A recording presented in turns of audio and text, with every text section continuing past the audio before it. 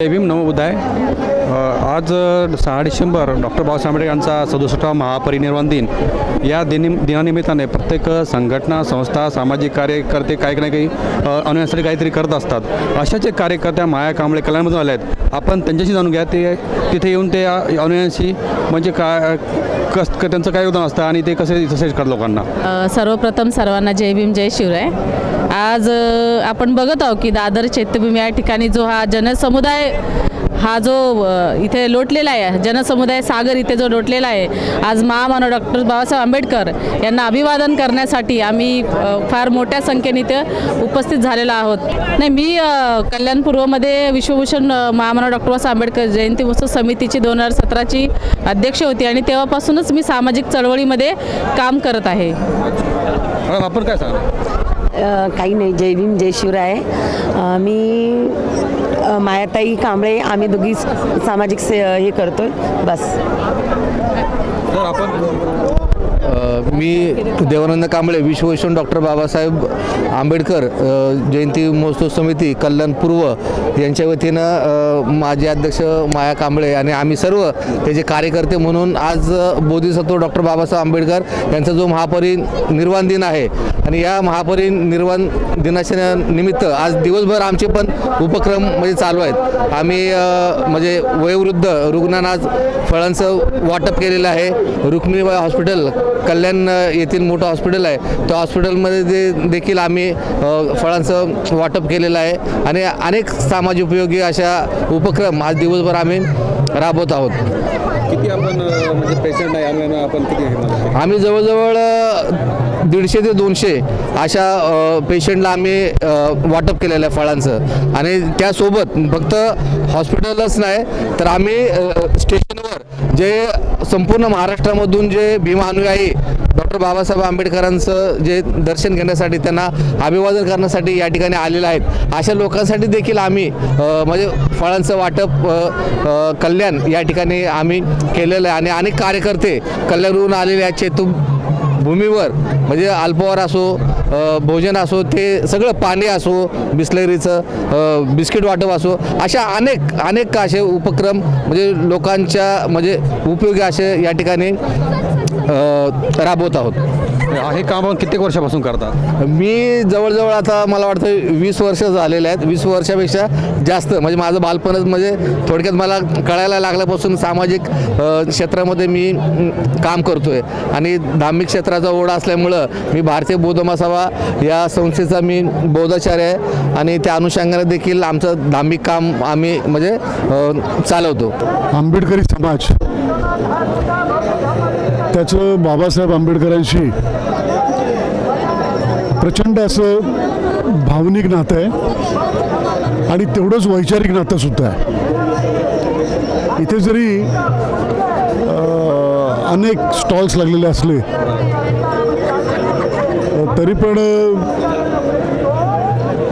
ज्या प्रमाणामध्ये आंबेडकरी जनतेने म्हणजे महाराष्ट्रातील सर्वात प्रागतिक जनतेने इथे जी उपस्थित दाखवलेली आणि जो आंबेडकरी जनसमूहाचा जो सागर इथं उसळलेला आहे, याच्यातून एक गोष्ट प्रकर्षानं पुढे येते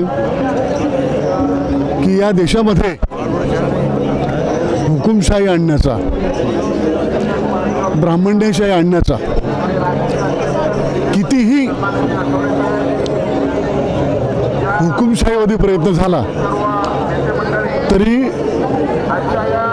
आंबेडकरी जनता ब्राह्मणी शक्तीचा निर्णायक पराभव करू शकते अशी आशा आणि अशी उम्मीद या जनसागराला पाहून आपल्यामध्ये निर्माण होत असते. आज सगळ्यात मोठा जो धोका आहे आपल्या देशामध्ये, इथे एक गोष्ट प्रकर्षानं जाणवली की सर्वात जास्त जर कुठल्या पुस्तकाची विक्री झाली असेल तर ती संविधानाची झालेली आहे. आणि संविधानाच्या बाबतीमध्ये आंबेडकरी जनता नुसती भावनाशील नाही आहे, ती संविधान वाचते आणि संविधानच या देशातील स्वातंत्र्य, समता, बंधुत्व आणि सामाजिक न्याय यावर आधारलेली धर्मनिरपेक्ष आणि समाजवादी व्यवस्था उभी करू शकतं असा दृढ विश्वास आंबेडकरी जनतेमध्ये आहे. त्यामुळं आता जी संकट एकूण तमाम भारतीय जनतेवरती कोसळलेली आहेत तर त्याचा मुकाबला करण्याची सुरुवात झालेली आहे. आणि चैत्यभूमी हे या संघर्षाचं पॉवर हाऊस आणि हे पॉवर हाऊस पुन्हा नव्या आंबेडकरी आंदोलनाला जन्म देणार आहे आणि ते विकसित करणार आहे, वृद्धिंगत करणार आहे. आता दुसरा एक मला असा तुम्हाला प्रश्न विचारायचा आहे. सकाळी उपमुख्यानं स्टेटमेंट दिलं की जे बाबासाहेब स्मारक आहे ते पुढच्या 6 डिसेंबरला ते आपण जनतेसाठी खुलं करू. ते कितपत आपल्याला नाही, याला माझ्यावरती काही विश्वास ठेवण्यासारखी परिस्थिती नाही आहे. बाबासाहेबांचं स्मारक बाबासाहेबांच्या पुतळ्यात नसतं आणि बाबासाहेबांचं स्मारक हे नुसतं भौतिकात नसतं. बाबासाहेबांचं खरोखर स्मारक त्यांच्या विचारांच्या मध्ये आहे आणि तो विचार घेतलेली जी जनता आहे तिच्यामध्ये जी भौतिक ताकद तयार झालेली आहे आणि ती त्या पद्धतीने जी भारताची उभारणी करणार आहे त्याच्यामध्ये बाबासाहेबांचं खरं स्मारक आहे. बाबासाहेबांचं खरं स्मारक वैचारिक बाबासाहेबांची ग्रंथसंपदा, विचारसंपदा आणि संविधान आहे. आपण शेवटी आपण आपल्या आंबेडकरांना काय आवाहन करा? मी आभार हे करीन की बाबासाहेबांचं दैवीकरण करून बाबासाहेबांचे पुतळे उभारून बाबासाहेबांच्या जयंत्या महंत्या करून बाबासाहेबांचा विचार पुढे जाणार नाही. आणि विशेष म्हणजे असं की जे संविधानाचे मारेकरी आहेत, आंबेडकरी विचारांचे मारेकरी आहेत, तथागताच्या विचारांचे मारेकरी आहेत, ते जास्त प्रमाणामध्ये बाबासाहेबांचा या दिवशी उदो करतात. हे आंबेडकरी जनता व्यवस्थितपणे जाणून आहे. आणि त्यामुळं आज आपण बघितलं असेल की चैत्यभूमीवरती कधीही RSSचा स्टॉल लागत नव्हता, पण हल्ली RSSचा स्टॉल लागायला लागलेला आहे. तर मला असं वाटतं की RSSच्या लोकांना आपण त्यांना स्टॉल लावू दे, संविधानाने त्यांना मुभा दिलेली आहे, परंतु RSSच्या लोकांना आपण दाखवून देऊ की तुम्ही सावरकरांची किती जरी पुस्तकं आणलीत, गोळवळकरांची पुस्तकं आणलीत, ब्राह्मण्यवादी सगळ्या तथाकथित विचारधारेची पुस्तकं आणली तर त्या सर्वांचा निर्णायक पराभव आंबेडकरी विचारधारा करणार आहे हे आपण त्यांना समजावून सांगू. जय भीम नवबुद्ध आहे. आज आपल्यासोबत सोशल एज्युकेशन मुवमेंटचे गजानन डोंगरे सर आहेत. बाबासाहेब म्हणतात की शिक्षण हे वाघी दूध आहे आणि तो जे प्राशन करेल तो उपल्या शरणाने. त्याच वाक्याचा धागा पकडून ही मुवमेंट काम करत असते. तर आपण त्यांच्याकडून जाऊन घेऊया की सोशल एज्युकेशन मुवमेंट कशा प्रकारे काम करते. तर आपण सोशल एज्युकेशन मुवमेंट सर्वसामान्यतः कार्यक्रम घेऊन काम करणारी संघटना आहे. विशेषतः आपल्या समाजाच्या महत्त्वाच्या म्हणजे समाजाच्या दृष्टिकोनातून महत्त्वाचे जे मुद्दे आहेत, budget, health and education. Budget आणि हेल्थ अँड एज्युकेशनच्या बाबतीमध्ये आपण जितकी जागृती निर्माण करता येईल लोकांमध्ये आणि त्या माध्यमातून सरकारी जे काही फायदे आहेत, योजना आहेत, त्या योजनांचा फायदा घेऊन लोकांना आर्थिकरित्या जितकं सक्षम होता येईल, जितकं आपल्याला स्वयंपूर्ण होता येईल तो प्रयत्न आपण करत असतो. आणि लोकांपर्यंत सगळ्यात शेवटच्या माणसाला बजेट काय आहे, बजेटमध्ये काय तरतुदी आहेत, काय मिळालं पाहिजे याची त्यांना जाणीव व्हावी याचा आपण प्रयत्न करत असतो याच्या माध्यमातून. आतापर्यंत आपण किती विद्यार्थ्यांना मदत केली? विद्यार्थ्यांना आपण म्हणलं तर असं एक्झॅक्ट फिगर सांगता येणार नाही, पण तरी पण आपण विद्यार्थ्यांची बाब जर घेतली की आम्ही शैक्षणिक मदत विद्यार्थ्यांना करतो. आमच्याकडे हेल्थ अँड एज्युकेशन फंड आहे, त्या फंडच्या माध्यमातून विद्यार्थ्यांना फीसची मदत करतो. आणि फीसची मदत करत असताना विद्यार्थ्यांना आपण जातीचं किंवा धर्माचं लिमिट नाही ठेवलेलं आहे की तो फक्त बुद्धिस्ट असला पाहिजे किंवा शेड्यूल कास्ट असला पाहिजे. आपण मुस्लिम मुलांना मदत केलेली आहे, मराठा मुलांना मदत केलेली आहे, धनगर किंवा इतर कम्युनिटीच्या मुलांनासुद्धा आपण मदत केलेली आहे. तर आकडा बऱ्यापैकी मोठा येईल, फिगरही मोठी येईल, परंतु मी काय सांगा 10 लाखाच्या दरम्यान आतापर्यंत आम्ही मदत केलेली आहे. साधारणतः एक 30-40 किंवा 50च्या दरम्यान विद्यार्थ्यांची फिगर आहे आतापर्यंतची. तर एकीकडे आपण बघतो की सरकार शिष्यवृत्त्या बंद करते आणि त्याच्यामुळे मुलांना अडचण येतात. तर आपल्या एज्युकेशन मुवमेंटच्या मधून त्याची काय मदत होईल का? म्हणजे हो, आपली मदत म्हणजे आपण काय सोशल एज्युकेशन मुवमेंट म्हणून अशी फार मोठी संघटना नाही आहे. किंवा आपल्याकडे फंडही फार मोठा नाही, पण आपली जी काही ताकद आहे ताकदीच्या विषयाने आपण म्हणजे आपल्या ताकदीच्या हिशोबाने आपण मदत करतो विद्यार्थ्यांना. प्लस त्याच्यासोबतच विद्यार्थ्यांच्या बाबतीत मी स्वतः शिक्षक आहे, माझ्याकडे ॲडमिशन घ्यायला विद्यार्थी येतात, सर पण आमचे शिक्षक आहेत, इंजिनिअरिंग कॉलेजला शिकवतात. तर आमचं इन्सिस्टन्स हे असतं की शासनाच्या ज्या काही योजना आहेत त्या घेण्यामध्ये आपल्या लोकांनी तत्पर असलं पाहिजे.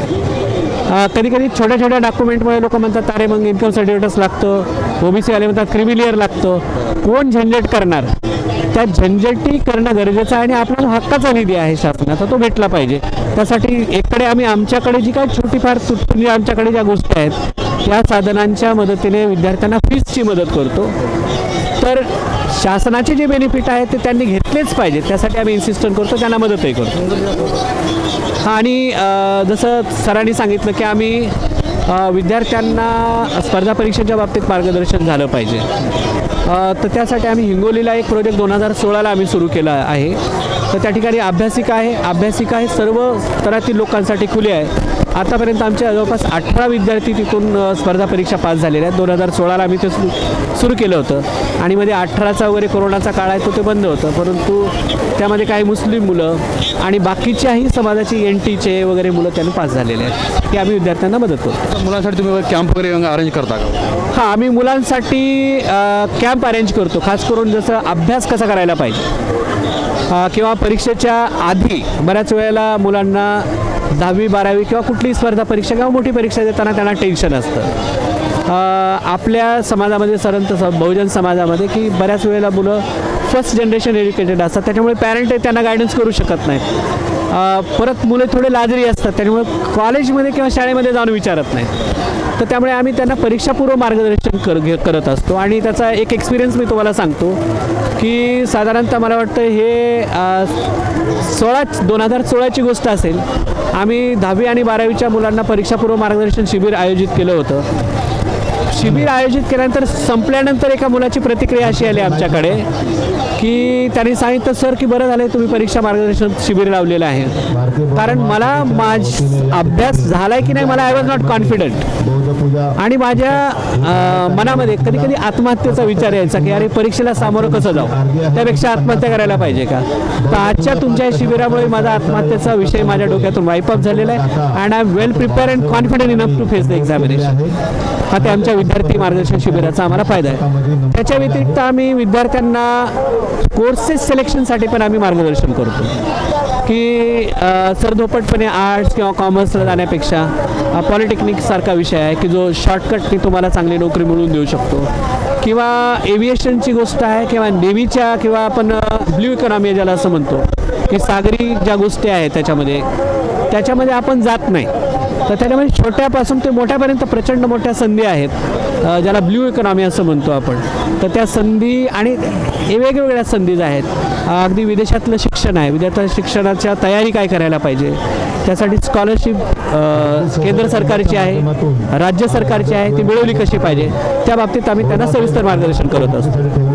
यासाठी आपण कुठे म्हणजे केंद्राची उभारणीवर केली का की ज्यांनी संपर्क करतील मुलं? आमचं केंद्र आम्ही फक्त हिंगोलीत पहिलं सेंटर आम्ही सुरू करत आहोत, परंतु आम्ही कार्यकर्तेच एक आमचं ते फिरतं सेंटर आहे असं म्हणूयात. पण आम्ही कार्यक्रम हे पिरियडिकली अरेंज करत असतो. काही विशिष्ट काळामध्ये आम्ही ते अरेंज करतो, जसं की 10वी 12वीचे निकाल लागण्याच्या वेळेस त्याच्या अगोदर आम्ही ते कार्यक्रम ऑर्गनाईज करतो की ज्यावेळी पोरांना ॲडमिशन कुठं घेतलं पाहिजे हे कळतं. परत दरवर्षाला आम्ही बजेट कॉन्फरन्स घेतो, एक वर्षी बजेट घेतो. बजेट तर कंपल्सरीच आहे, त्याला जोडून आम्ही हेल्थ कॉन्फरन्स घेतो किंवा एज्युकेशन कॉन्फरन्स घेतो. त्या एज्युकेशन कॉन्फरन्सच्या माध्यमातून विद्यार्थ्यांना आम्ही शैक्षणिक मार्गदर्शन, फॉरेन्स एज्युकेशन काय करायला पाहिजे काय नाही करायला याचं मार्गदर्शन करतो. सध्या सेंटर ॲसेच आमचं काही नाही आहे. मी सर्वसामान्यतः आव्हान असं करेल किंवा विद्यार्थ्यांनी ज्या काही ज्या आताच्या सरकारच्या पॉलिसी जर बघितल्या तर पॉलिसी बघितला तर बहुजन समाजाने शिक्षण घेतलं पाहिजे की नाही घेतलं पाहिजे, घेतलंच पाहिजे. तो स्किल ओरिएंटेड राहायला पाहिजे. जो पहिला 12 बोलतदार होता तर त्याने आपल्या त्याच कक्षेत राहायचं, त्यांनी वरी होता कामा नये, ही पॉलिसी आहे सरकारची. तर आपण स्किल तर घ्यायचीच, परंतु हाय एज्युकेटेड होण्याच्या दृष्टिकोनातून प्रयत्न करायचं.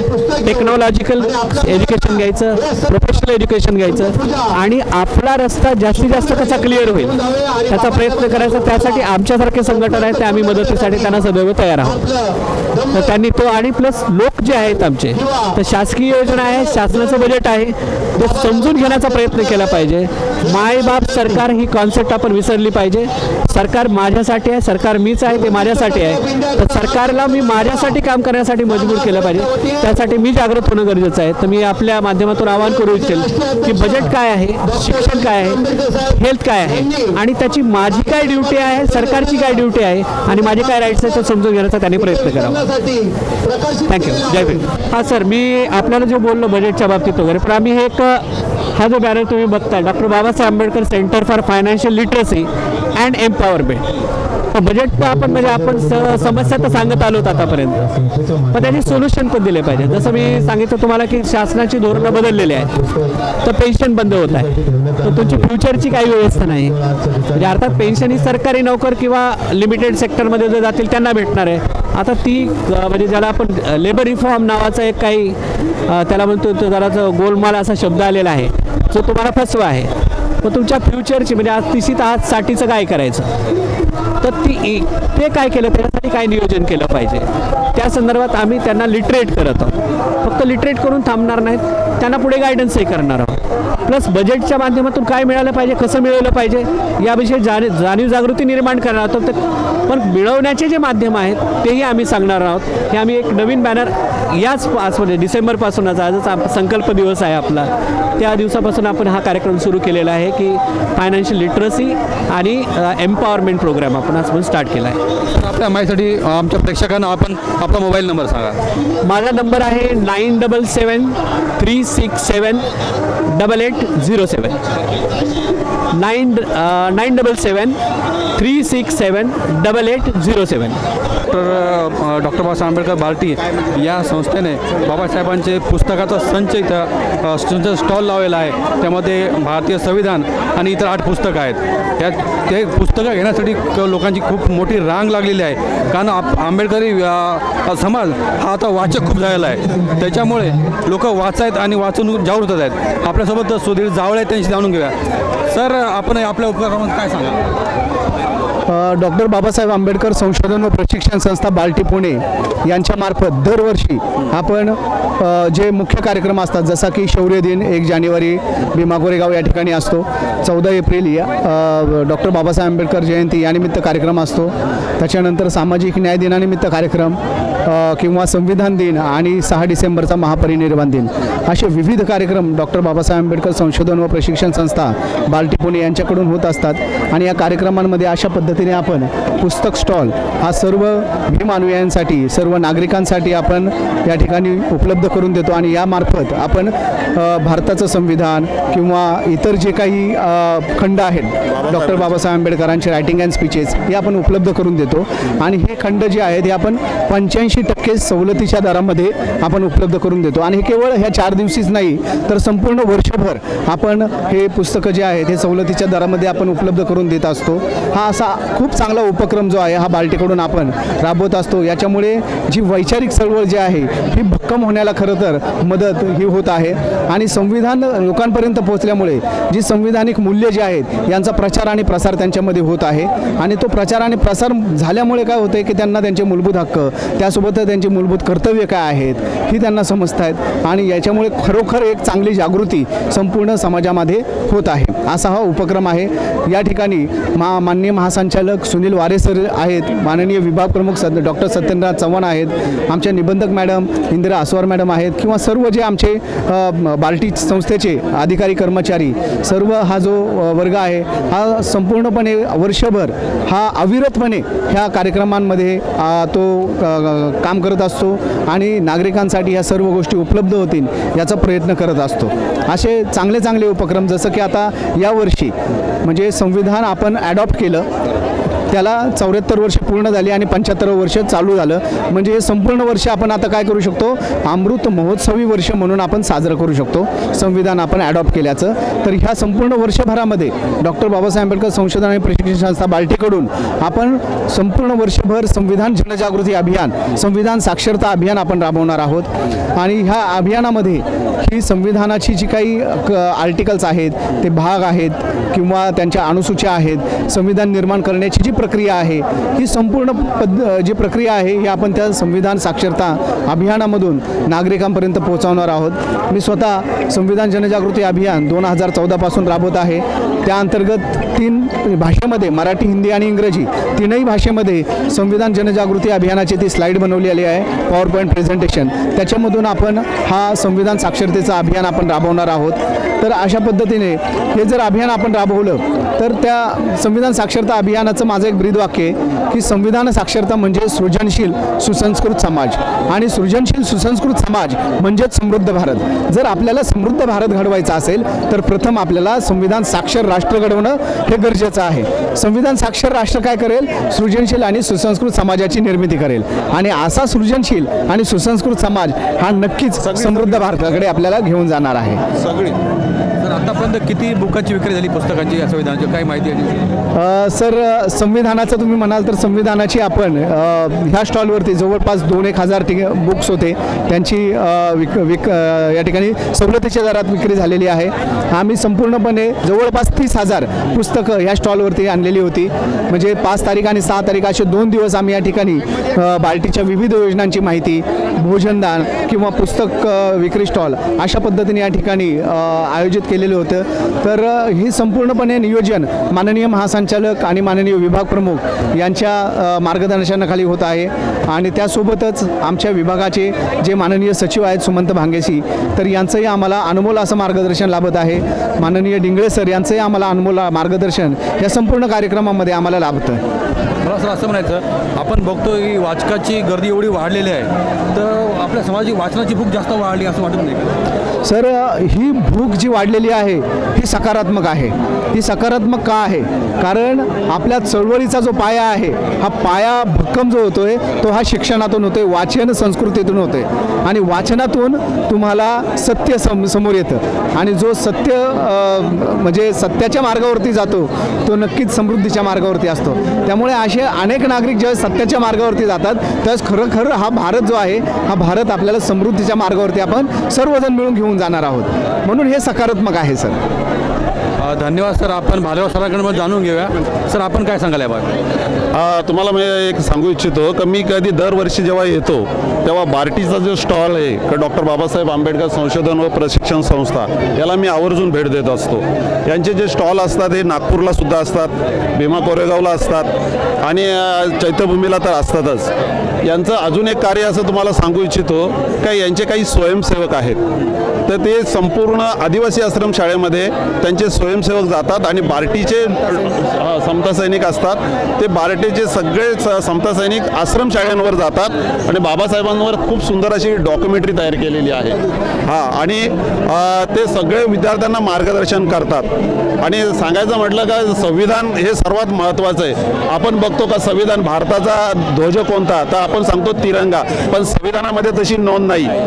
संविधानामध्ये अशोक चक्रांकित तिरंगा असे शब्द आहे. म्हणून बार्टी असो किंवा मी असो, मी एका शाळेवर शिक्षक आहे, आश्रम शाळेवर, पण माझं ध्येय आहे काही नाही म्हटलं तरी यावर्षी संविधानाचं 75वं वर्ष आहे संविधान आपण अंगीकृत केल्याचं. आपल्याला ही सुद्धा लोकांना कळलं पाहिजे का गणराज्य म्हणजे काय, गणराज्य म्हणजे काय ते हे आपल्याला सांगता आलं पाहिजे. का राजा नसलेलं सरकार, त्याला गणराज्य असं म्हटलेलं आहे.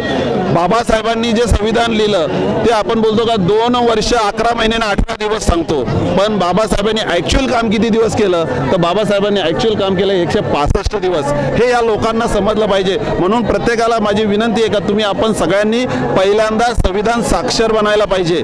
आणि जर आपण साक्षर झालो तर आणीबाणी कधी लागते, हे आरक्षण आज आपण बघतो का देशामध्ये देश प्रगतीपथावर आहे. मी बोलतो देश प्रगतीपथावर नाही, कारण प्रत्येक समाज हा आरक्षणासाठी मागे लागलेला आहे. याचाच अर्थ देश अधोगतीला आहे, प्रगतीपथावर नाही. नाही. म्हणून संविधान हे प्रत्येकाने वाचलं पाहिजे आणि आरक्षण आपल्याला कोणत्या कामाने भेटलेलं आहे याची जाणीव आपल्याला झाली पाहिजे. आणि संविधानाला दुसरा शब्द काय समानार्थी हे सुद्धा आपल्याला सांगता आलं पाहिजे. जर आपण बाबासाहेबांचे अनुयायी असाल तर इथे आपण फक्त मजा करण्यासाठी येत नाहीत, तर बाबासाहेबांना श्रद्धांजली वाहून आपलं ज्ञान वाढवण्यासाठी आपण इथं येत असतो.